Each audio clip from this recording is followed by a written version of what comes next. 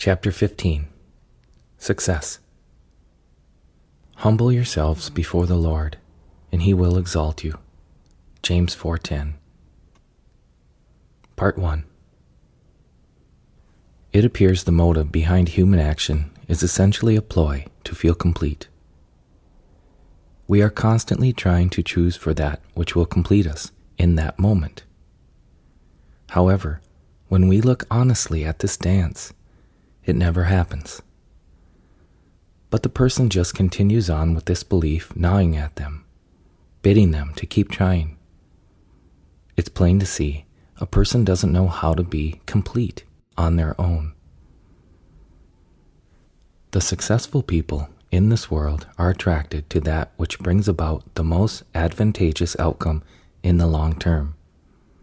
The other end of the spectrum is the person who has no energy to choose anything other than an attempt at immediate pleasure.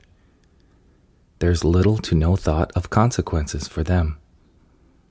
The successful are very aware that each and everything one does has consequences. Most of us bargain with choices ranging between immediate gratification and long-term security.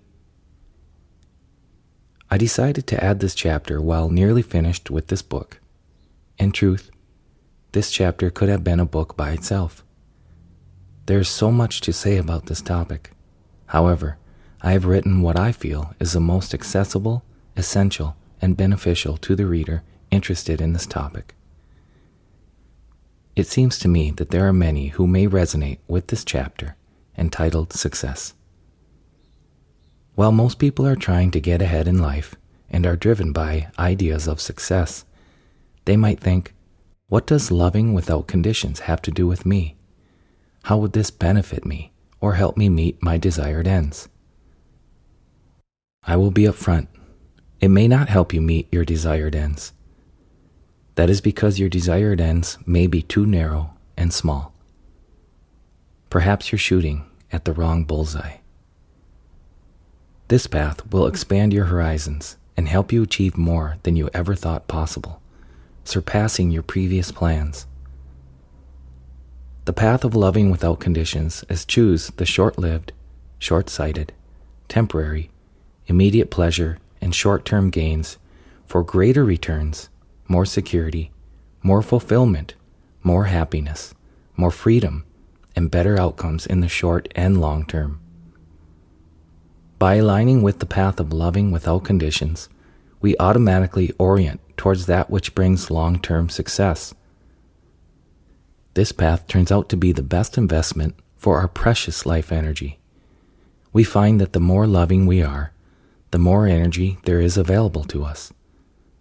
Limiting emotions are healed, and their stranglehold tends to dissipate and even disappear forever.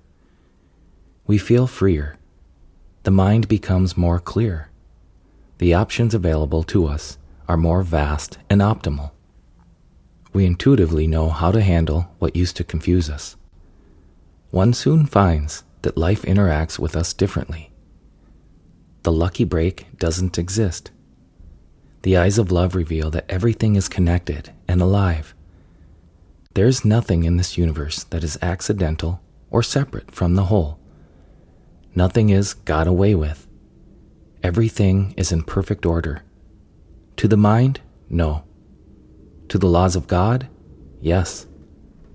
Therefore, loving without conditions enhances all levels of our life and blesses those around us, even for all time. It is therefore the ultimate path of success in life. Most of the world has a short-sighted vision of what success is. And normally, this boils down to A, social approval, and B, monetary gain. If extreme monetary gain is the goal of your life, I can tell you the simple formula to achieve this. Go work your butt off. Get moving. Focus your life energy on that which brings about monetary reward. Make shrewd decisions, and you will likely prosper. However, my understanding is that you'll soon find that this fruit is limited. There will be an ache inside, a longing for something, call it home. We soon find we would rather be whole, complete, secure, and at peace inside than to only experience fickle approval and worldly success. In my own observation, I will say for most people, we aren't actually ready for inner peace. We say we want it, but we want it from our own devices and terms. In other words, we want life to be a certain way that we see it because we are so sure that then we'll be happy. We have a concept of how it should be. However, as many have found, this is a never-ending loop of dissatisfaction. When our dream of success is fulfilled, we can become disillusioned by who we thought we were and what life was. It never did fulfill us. This is a breaking point for many. When I was in college, I was going through changes. During the first semester of my senior year, my then girlfriend and I were crowned homecoming king and queen. The moment the crown was placed upon my head, I went through a transformation that is hard to describe. At that precise moment, I realized that success to me had essentially been about getting approval from the world. That was my inner motive or drive. I had subtly held the thought that this was going to make me happy. Suddenly, I saw that it was hollow and an illusion. A solid underpinning of my personality had died in a millisecond. I looked over at my girlfriend and thought, who are you? Who am I? What is this? The accompanying feeling was timeless, so I can feel it now as I write. There was a transcendent feeling of freedom, but also followed by confusion and disorientation. When I walked off the stage, I was a different person. I had seen through the dangling carrot of approval that I had been seeking. Through surrendering to Christ, one discovers true abundance. It reveals that God is in our favor. Life is designed perfectly for our growth. As we grow and expand, so does our experience of life and God. We are never alone or unaided. God is power. In bringing the Spirit of Christ with us in all we do, we bring the power of God. That is why the miraculous is common for those that surrender to God. Christ knew that life reflects our inner relationship with God. Through this relationship, happiness and fulfillment will become a constant, since a person is pursuing the source of happiness directly. This can take some work in the beginning. However, the work pays off quickly. The experience of life gets better and better and becomes meaning itself. Our experience is molded back to us by what we already hold to be true about life. Just like on YouTube, what pops up in our feed is what we've already invested in. If we think people are stingy, this will dominate our experience of others and be what we receive. If we think people are beautiful and giving, innocent by nature, that is what we will find. Life is the utmost of intelligence. It simultaneously reflects billions of people's mode of being back to them. Our life is known by its fruit. By entering upon and dedicating oneself to the path of Christ, our life becomes a healing balm to a disenfranchised people. What can bring greater joy and fulfillment than becoming a living sacrifice for others? We become a living sacrifice by giving up our judgments, our littleness, and our selfishness, and we ask that God be our light and strength. All glory be to God. One does not necessarily have to change anything about their life and vocation for embarking on this path. However, one's life does become much simpler in the process. We are inspired and devoted to being a channel of peace above all else. It's akin to holding an intention while living one's everyday life. We become energized by love, by an all-encompassing and benevolent spirit. We ask for direction. In this process, our life develops deep meaning and purpose with all we do. Life becomes truly alive. It is not possible to verbally explain all that transpires. Suffice to say, it is a wonder. As I look back on my life, I'm amazed and cannot wrap my mind around all the love, beauty, and miracles that have been bestowed upon my path. But I look back with fondness and gratitude. I am grateful for the constant feeling of inspiration. It is love that supports life, and love that makes us a better employee, employer, parent, child, sibling, or citizen. With the intention to love without conditions, we can be said to be living for heaven. The fruits of such an intention are beyond this world, yet a part of it. Be a light, Jesus said. This dedication is literally that. Following the path of love and refining that love leads to the experience of joy. Living in a space of joy makes the idea of seeking happiness from the world irrelevant. The source of happiness has always been within us. Joy becomes the modus operandi. Gone is the need to seek out pleasure. One is consciously experiencing the wellspring of happiness as a way of being. Going on a trip to Mexico, for example, isn't really all that attractive to me. I think most would see such a trip as a temporary break and escape from the grind. What do I have to escape from or take a break from? My life is a vacation. Jesus says, "My yoke is easy and my burden is light." This is true whether I work a few hours or 65 hours a week. I can go on a vacation and be complete and happy. In fact, I would if I was asked by a loved one. However, I don't seek it out. Why would I? Joy is in being. When one does go on vacations, one also enjoys them to their fullest. But the objective doesn't change. God is, and I'm here to know Him, the ultimate relationship. The most fulfilling relationship. This could be said to be the ultimate point of existence. It is the relationship that is beyond time so as to be everlasting. With the love that I feel from this relationship, I'm inspired to be what I am to the world to the fullest. What am I to the world? I cannot say. I can only be. We come to know abundance itself, the miraculous, the beautiful, the lovely, is what is. It could be no other way. The primary cause of our unhappiness is ignorance. We don't know what leads to true happiness, as we are clouded by our ignorance. In our ignorance, we grow attached to that which degrades truth. We say, well, that's who I am, and we accept less than love as reality. Our lifestyle patterns don't align with knowing truth. They often align with escape and frailty. Being, as a separate individual, is a hard burden to bear. This path allows for the forbearance of that burden. It takes tremendous courage to be willing to surrender to God in a world of unpredictability. We are constantly being tugged on by a need to feel secure. Although we eventually find that life is only chaotic on the surface. The unstable part is the mental, emotional clutter that we carry.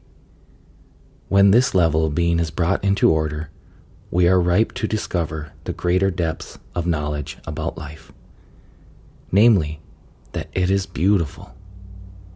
In order to know this magnificence, we have to be willing to let go of our attachments to the unmagnificent. For example, the patterns of escape and ignorance embedded in our being. We need to be able to see that the mind is not the savior of mankind. The mind divides life. However, when coupled with spirit, it is brought into order. Without owning one's spiritual reality, mankind is lost. We often want to hold on to things less than love simply because they are familiar. We identify with them. It just feels easier.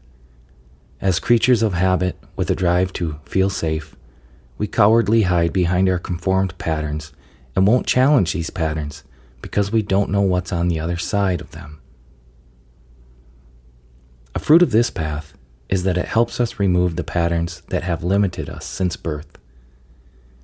We are inspired with devotion by the Holy Spirit for change for the better. Instead of learning a particular technique for change in a given part of our lives, as we find in the self-help sections of bookstores. We are spearheading change directly where it matters most, in the heart of our being.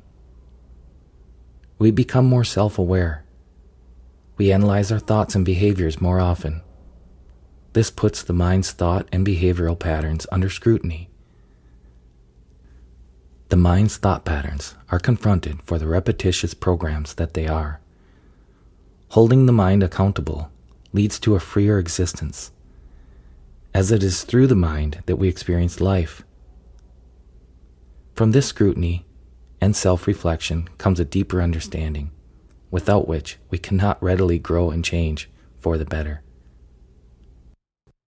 True success is having no lack. This book is being written from no lack. It is written from abundance. This author has no desire for gain from this writing. It comes from the purity of the love of his relationship with the divine. It comes from inspiration. It is an outpouring. I am complete if people read this. I am also complete if people do not read this. I am being what I am, and that is enough. All my needs are fulfilled, and if the body gets sick and dies today, that is okay too. I was what I am, and that is enough. The only place of no lack is to be in the security and abundance of the love of God. Many are the worldly thinkers that talk about peace. This is ultimately a fool's errand, because there is no peace in the world of form. If you don't have it now, you don't have it to share with others. Few are those that have taken the leap into being, the leap that expands one's horizons precipitously, even unimaginably. Your journey toward success will not be complete until there is no lack. The only place this is found, by one means or another, is through the act of surrendering to one's source. That's what this book is ultimately about. Knowing source and knowing success are not distinct. We often project a specialness on particular forms of success in the world, but are they success at all? The grass only appears greener from within the realm of chaos and ignorance. It is not.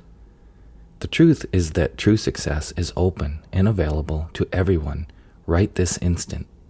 It is always available. You be it. By putting into action the intention of unconditional love, one can change and grow rapidly. In doing so, one begins to shine with the qualities that we all admire. In general, we can say at least some of these qualities are being dependable, calm, energetic, compassionate, welcoming, courageous, understanding, intelligent, lighthearted, patient, fun, loyal, loving, joyful, giving, responsible, caring, affirming, uplifting, and forgiving. Any rational employer would obviously jump at a chance to hire someone with these qualities. If you're an entrepreneur, it is more than likely that others will seek you out to do business with you. They will want to help make you successful. When we compete with others, we can compete to our greatest ability through this path. It's not out of spite, but out of love for the game. We even love our opponents. This brings out the best in others. We enhance each other. You are aligned with the highest good for all. The overall experience of the sport becomes elevated.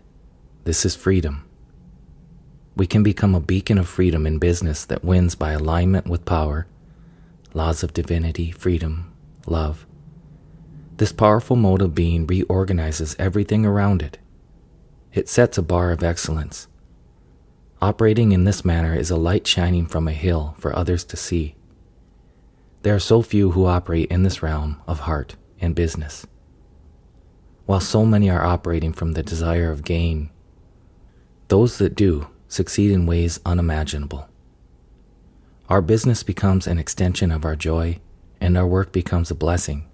We love our work. We love our life. We become the most sought after in our field.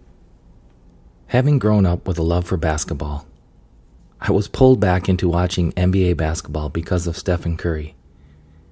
He shines with a selfless brilliance, in my opinion. It appeared to me that he was aligned with power as he played. There is a freedom about the way he plays on court. Even though he was short for NBA standards, he was doing things we had never seen before, even altering the game for everyone that plays. Steph uplifts the players around him, helping his team play with joy. This is part of the engine, along with selfless ball movement, that his team uses while dominating opponents. All the players are working together in a kind of harmony and unison. You can see their smiles radiating and watch the team go into near flow state together, which when entered, they become invincible. Kobe Bryant came to know this space as well. He understands Stephen and was able to define what it means to play with fearless surrender in the space of joy. In an interview, Kobe had this to say about Stephen. I see a calmness about him. I think it's something a lot of people don't understand. There's a serious calmness about him which is extremely deadly, because he's not up, he's not down. He's not contemplating what just happened before or worrying about what happens next. He's just there. When a player has the skills and has trained himself, and then you mix that with this calmness and poise, then you have a serious problem on your hands. So when I watch him play, that's what I see." End quote. When I find myself watching the expression of grace in sports, I will often break down in tears and feel ecstatic. That is common for any outlet where love is expressed, whether it be art, athletics, public speeches, or simply a gaze from a passerby. Upon taking a break from writing a moment ago, I watched highlights of a women's basketball guard. Tears erupted as I watched her shoot the ball effortlessly from extremely long distances. I witnessed an economy in her play. Nothing was wasted. Her space of flow was apparent. This spiritual space comes as a gift. Even the atheist is unknowingly attracted to the qualities of God expressed through their fellow human beings. They might be disagreeable to the packaging or its labels, but not to the fruit. That is why becoming Christ's teaching is important. It speaks unendingly. It doesn't force anyone or anything. It just is. It radiates power and life responds accordingly. When we love, we are with God, an expression of power just by being.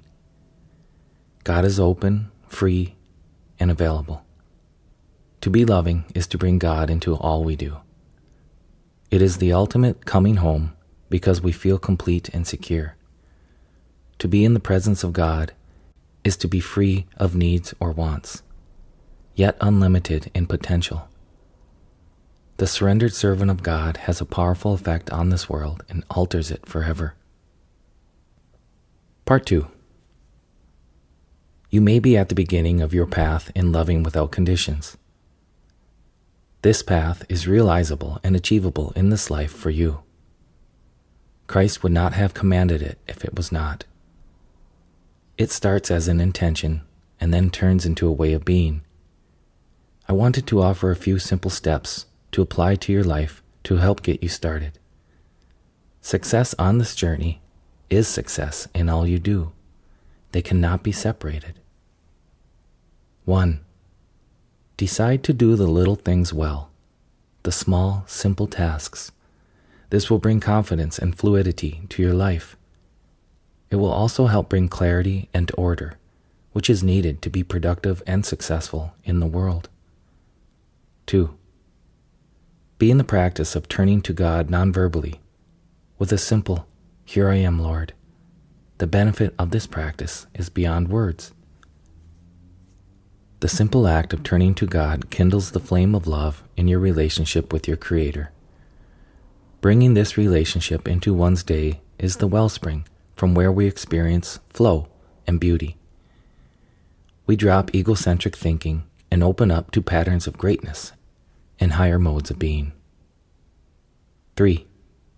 Decide that God loves you and already knows all potential good and bad about you. We can't hide, so why try? Everything about us is already known. Every hair in your head is counted, and still there is no judgment upon you by your Creator. There's complete acceptance of you. Accept this and live. 4. Accept that God made you just as you are. Both the pluses and the minuses were inherent in you the moment you came to be. Knowing this, decide to love yourself exactly as you are right now. In loving yourself as you are, one has greater freedom and opportunity to change and grow when necessary. 5. Decide to laugh at all negative and judgmental thoughts. They are not you. Turn to God instead. To laugh at them is to be detached. Hating them is to be in bondage to them. 6. Dance a lot. Every chance you get. You cannot apply this and not be uplifted into heaven. Dance in joy, and life will reveal her melody. 7. All you can ever experience is what you give to life. In other words, give away your beauty so that you may know beauty. This helps reveal your unimaginable truth. 8. Accept that your finances will always be okay, that all life is already taken care of. These are the words of the Master. Listen, obey, and act accordingly. He taught the laws of freedom. Problems arise when we get in His way. 9. Hold in mind a positive resolution for all relationships and dealings. What you hold in mind tends to happen. That resolution can be as simple as, whatever happens will benefit everyone. God's will be done. 10. If you haven't cried this week, then release what is binding your heart. There's so much beauty to behold. Tears for beauty and compassion are what heals this world of suffering from the inside out. Let your light so shine before men. Most people judge the idea of success from temporary achievements in time. That is because they cannot see beyond the short-term and temporary. A child wants the candy and pouts when she is unable to have it. The child doesn't see that being respectful, cooperative, and patient achieves more candy for them in the long term. It is this way with success in life. One might look sweet in an Instagram photo. The world may be mesmerized by its charm. We might be envious of the person in the photo. The wise, however, don't read into appearances. Does the photo reflect the success of being or just a short-lived appearance of power? Are they loyal, generous, respectful, honest, forthright, understanding, intelligent, patient, balanced, and driven? Those are the qualities that make for long-term success. Appearances are misleading. Don't play the appearances game. If you want true long-term success, align with the qualities of love. One will then automatically empower the qualities of success. The more an enterprise embodies the elements of Christ, the greater the chances that the business will experience long-term success. The self-help section of a bookstore has hundreds upon hundreds of books about achieving success. Many of those books highlight a certain concept to supposedly help the reader succeed. I was shocked when I realized what the authors were doing. Knowingly or unknowingly, they were cherry-picking a specific quality of those aligned with power and reflecting that one quality as an avenue to success. However, their mistake is that they fail to see that success isn't real until it becomes a way of being. When you align with this path, you don't have to try to be a success. You become those qualities by default. The advantages of the unconditionally loving are numerous. In business, having a keen intuition is a tremendous gift. Things will get done faster. Options are weeded through more rapidly. People are seen for their essence. Bad ideas are seen more rapidly, which can save a business an unnecessary expenditure of energy. The good break tends to come to those with an abundance of goodwill. When we look at the news, we will often see businesses falling because of the short-sightedness of their management. Many businesses are corrupted from within and cannot recover from sexual assault, embezzlement, or from the trap of greed. When a person gets put in power, they can easily lose their foundation and fall prey to the appearances of success without actually becoming it. One can feel special. One can also take advantage of a position of power. On this path, we are dealing with the shortcomings of ego from the start. That way, should worldly power come our way, we'll be prepared for the responsibility. The successful do in fact feel the responsibility to be what they are to the fullest and to share that with the world. Our success glorifies both God and man.